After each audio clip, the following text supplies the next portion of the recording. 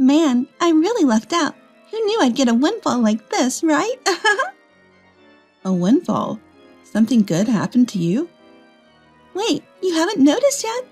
Thanks for the $50,000 in appliances. What the heck did you buy to spend $50,000 on appliances? And why are you thanking me? I have no idea what you're talking about. You have that fancy black card, so I thought I'd put it to good use. You know, spend it on someone meaningful like me. How audacious of you. Wait, a black card? Whose card are you talking about? What? You're going to pretend you don't know? The card that was in your wallet. That's not my card, though. My name is Vivian. During high school, I found a part-time job at a company I had always admired. I dedicated myself to that job wholeheartedly. Luckily or not, I didn't have many friends, so while everyone else was out having fun, I was earning some money. Because of that, I had a bit more cash than most high school students. I continued to work there even after starting college. From the beginning, I was motivated to work hard so as not to burden my parents with tuition fees. Though my savings dwindled over time, the sense of accomplishment I felt was exhilarating. Then, as I started to think about full-time employment, an opportunity presented itself.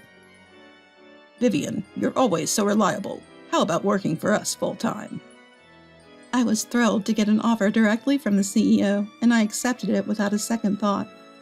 I had dreamt of becoming a regular employee at this place ever since I first applied for the part-time position. It was the moment when I took the plunge and applied when I was a high school student, and my earnest efforts paid off. Of course, I responded immediately and went straight to work. Everyone at the company welcomed me warmly, and I felt like I was off to a great start. The company was a well-known fashion brand, even favored by celebrities. But it wasn't the kind of brand that had stores all over the place. Because of that, we had customers coming from all over the country. Upon becoming a full-time employee, I switched from sales to a public relations role at the company headquarters. The job was different and had its challenges, but I persevered with the help of familiar faces. The work was rewarding, and knowing that people had high expectations for me made it easier to give it my all. The brand was trending, and even as a newcomer, my benefits package was comprehensive. I was able to live on my own without any issues, and even paying back my student loans has been smooth sailing. I may not have the time for hobbies right now, but I anticipate having some extra cash for that once I get used to my job. That's why I've decided this is the time to focus on work and save money. I found this approach suits me, and above all, it brings me joy. However, not everything has been going smoothly, especially my relationship with my older sister, Meryl. She has been envious and critical of me since we were kids. What's the rush with all this work? Are you trying to make a fool out of me? My sister, 2 years my senior, never worked a part-time job and relied solely on an allowance from our parents. Unlike me, she had to budget carefully to make her allowance last. I don't want to burden Mom and Dad with college expenses. That's why I'm working. Plus, it's my dream brand. I wanted to take a chance. I'm not making fun of anyone. Ugh, you're so proud of yourself. Stop showing off by buying all these things. Buy something for me too while you're at it. I'm not buying much, I told you. I'm saving for college. My sister always finds fault in everything and tries to justify herself in some way. Our parents were kind to her, encouraging her to take her time and think about her future. She neither listened to their advice nor made an effort on her own. Why would I work part-time? I'll use Mom and Dad for whatever I can. That's a child's privilege, right? Parents are there to be used.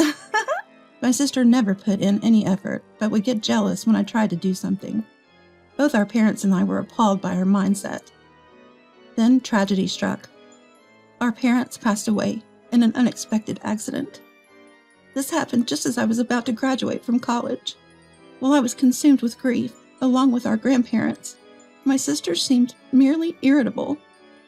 What's going to happen to my life now? Even in such times, my sister only thought about herself. After graduating high school, she had decided to work part-time. She had no plans for full-time employment and was essentially freeloading at our parents' house. Now it seemed she would have to work. I guess I have to get a job now. that ruins my life plans. With no time to grieve our parents, we began to sort out their belongings. They had some savings, which I decided to give to my noisy sister to keep her quiet. We ended our rental contract on our family home, and I took our sentimental belongings. Like I care about that junk. You're going to throw it out anyway, aren't you? Those items are filled with memories of Mom and Dad. Hungry stomachs aren't filled with memories. Her words left me speechless. I decided to distance myself from her after giving her all the money. However, recently, she began contacting me again. Why don't we hang out as sisters? We've never really done that, have we? There's no need. I'm busy with work. You're so cold-hearted. I'm trying to be a good sister here. I don't need you to be a good sister. We're both adults now, and we should act like it. Ugh, you're so was the gist of our exchanges. I couldn't understand why she was so fixated on me. I wondered if she felt lonely after our parents passed. But she soon proved me wrong. Open the door now. I know you're off today. Eventually, she showed up at my door uninvited. Hey, what are you doing here? Just because I'm off doesn't mean you can just show up. I cleared my schedule for this, so you better appreciate it. My sister walked into the living room with an audacious and arrogant demeanor, plunking herself down and refusing to move. What's with the big bag? Going on a trip? I'm staying here for 2 nights, starting today. Make sure you prepare the meals, okay? What? You just show up and plan to stay? What's the deal? I just told you. Let's spend some quality sister time together. What's not to like? I'm trying to bond with you here. She then immediately urged me to prepare lunch and started laughing loudly while watching TV. No matter how much I told her to leave, she wouldn't, so I had no choice but to put up with her. She complained no matter what I cooked. Can't you serve me something more spectacular? A sandwich for someone as magnificent as me? If you have complaints, you don't have to eat. Reluctantly, my sister picked at the food, mumbling under her breath. Why is she even doing this? This was a miserable time for me. On the second night, I noticed she seemed happier than usual before going to bed. What's up? You've been grinning. It's kind of creepy. You'll see. You'll thank me later. What are you planning? This is scary. The next morning, still in high spirits, she left my house. Then the day after, she called me. You got a promotion and started making more money, so you have a black card now, right? Thanks to you, I could use some sister privileges. What? What black card are you talking about? Turns out I got some unexpected income. Lucky me. What are you talking about? Didn't you notice? Thanks for the $50,000 in electronics. What? How do you even spend that much on electronics? I have no idea what you're talking about. Because you have a black card, I thought I'd use it. Who better to use it than your wonderful sister? Whose card are you talking about? Don't pretend you don't know. I took it from your wallet. That's not my card. What are you talking about? It was in your wallet, so it's yours. It's not mine. Did you touch a black high-end brand wallet? My sister told me she had rummaged through my stuff while I was showering and took a black card from a high-end wallet. But that's not my card or my wallet. Turns out, I was holding on to some items for the CEO from a client meeting the day before. We both forgot to exchange belongings and decided to do it the next time we saw each other. Sis, that's the CEO's card.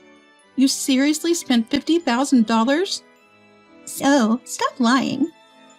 Do you think I could even have a black card? What are you gonna do? You've stolen it and deceived the credit card company too. Huh? You're the one who deceived me. I never claimed it was mine. You're the one who lied and used it. Do you even know the repercussions? My sister finally seemed to understand the gravity of the situation and started panicking.